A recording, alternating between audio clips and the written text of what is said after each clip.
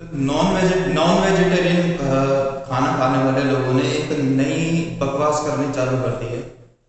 उन लोगों का कहना है कि दूध की चाय बनाकर भी तो रोज हम लोग पीते हैं, या फिर दूध का पनीर बनाकर भी तो खाते हैं, या दूध, उन्होंने मतलब इन शॉर्ट उन्होंने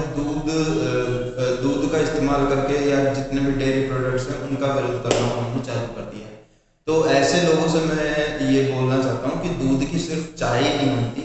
बहुत सारे ऐसे भी डिशेज हैं जो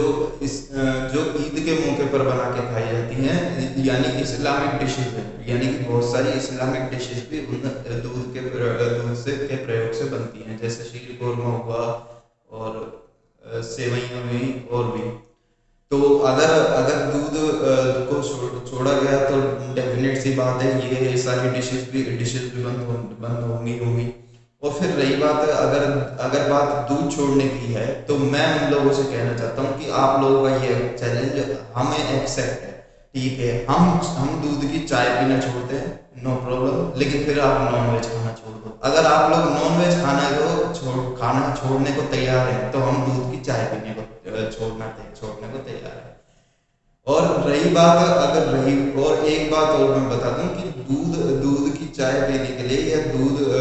जानवरों से दूध पाने के लिए हमें उन जानवरों को मर्डर नहीं करना पड़ता, जबकि नॉन वेज खाने के लिए हमें उस जानवर को मारना पड़ता है।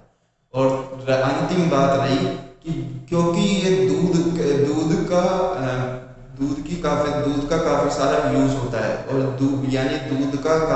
से काफी सारे प्रोडक्ट्स बनते हैं, दूध का इतना इस्तेमाल होता है, दूध हमें हमें इंसान को चाहिए, इसीलिए ही उसी दूध के लिए, यानी कि उसी दूध के लिए इसी बहाने हम उन जानवरों को पालन पोषण भी करते हैं, यानी कि उसी बहाने, क्योंकि हमें उनसे दूध चाहिए, तो इसी बहाने उन दूध देने वाले जानवरों का पालन पोषण, भरण पोषण, उनकी देखभाल हो जाती है। अगर जिस दिन ये दूध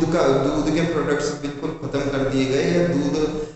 सभी लोग वीगन में कन्वर्ट हो गए, या आपकी तरह नॉन वेज खाने लग गए,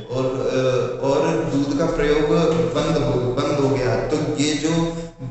दूध के बहाने जो कुछ जानवर बचे हुए हैं, ये भी बहुत तेजी से खत्म होने लग जाएंगे। तो इसीलिए ये जो बहाना देना है ना कि दूध की चाय भी तो रोज बना के पीते हैं, ये बंद करो।